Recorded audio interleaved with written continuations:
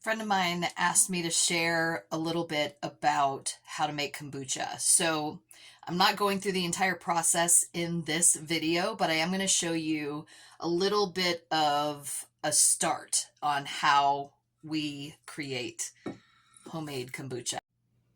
Okay, so those are scobies, also known as the mother. Here's what they look like in the jar of tea. And as you can see, they sit in my pantry. And so the way that I decided to do my kombucha this time around is I usually fill up one jar, which is a gallon, with the tea and one SCOBY. But what I was finding is I wasn't able to fill 4 quart jars because the tea kind of it lessens the amount in the jar. So I filled up 2 gallon jars about 2/3 of the way full. And here's what that looks like.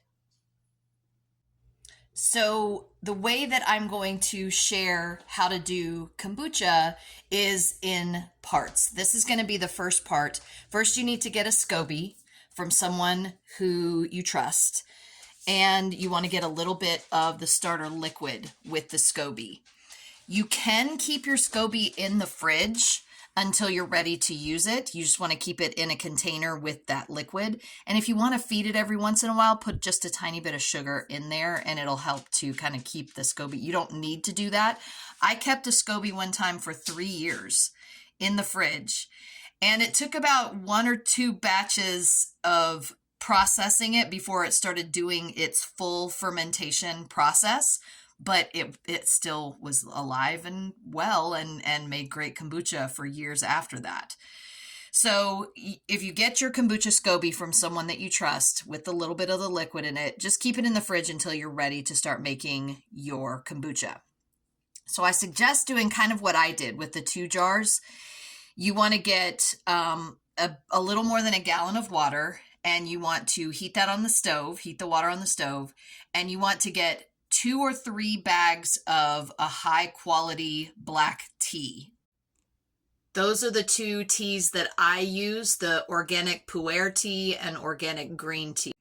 I like to use 1 or 2 of each of those tea bags whenever I heat up my water, boil it on the stove, and then take it off the heat, put your tea bags in there, and let them steep. So the reason you're doing a little more than a gallon is the same reason that I did a little more than a gallon. But if you only want to make a gallon, it's not going to fill up 4 quart jars when you're finished because you have to use some of that liquid to go into the next batch of kombucha.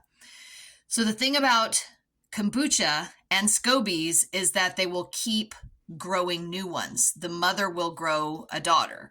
And so every time you make a batch of kombucha, you're going to be growing another SCOBY on top of the initial one you put in your tea, because as it's feeding, it's also reproducing. And during that reproduction process, that's the thing that causes some of the fermentation of your tea.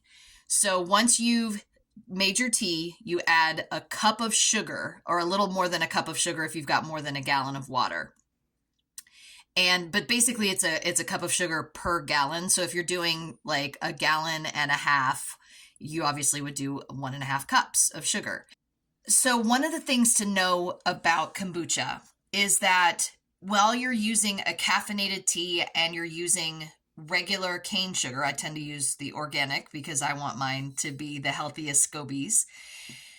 You're not getting the caffeine and sugar. That's what the SCOBY eats. That's what the SCOBY ingests and uses to process to create the fermentation. So I'm allergic to caffeine, and I have been aware of that since I was 16. So I don't do any caffeine, but I can drink kombucha all day long. As long as it's processed correctly, I can have all the kombucha that I want because I'm not getting the caffeine and the sugar from that, because that's what's feeding the SCOBY. I hope this makes sense. So once you've brewed your tea, processed the water and the tea, and then you add your sugar to that after you've taken out the tea bags, you stir your sugar in, let it sit and cool. So then you have your scobies with a little bit of the last batch of kombucha that you made, and you put your SCOBY in the jar, and you pour, once the tea has cooled off, you pour the tea into the jar with the SCOBY. You let that sit for 9 to 12 days. If you let it sit for too long, it will turn to vinegar. And some people like ultra vinegary kombucha. I personally don't. Usually 9-10 days is how long it takes for that SCOBY to sit in the tea and sugar. Then there's another whole side to the process. So I'm going to leave it at that. So this is what I'm going to call the first half of how to make homemade kombucha. So I am going to share a video at some point of showing you how to do that entire process. The main thing is get your SCOBY with a little bit of the liquid, the fermented liquid, and put it in your fridge. And when you're ready for more, come back here and or ask me some questions, and I will guide you through the process. I've been drinking my own kombucha for probably about 18 or more years. I've been drinking this kombucha using the same kombucha SCOBY that I started with 18 years ago that creates more babies. And so from that initial original mother, I started calling her the grandmother and the great grandmother and the great great grandmother. Eventually, she just can't produce anymore. And so for me, because she's been such a big part of our family in creating so much kombucha and so many babies, I actually buried her in the garden because one, it's really, really good for your garden.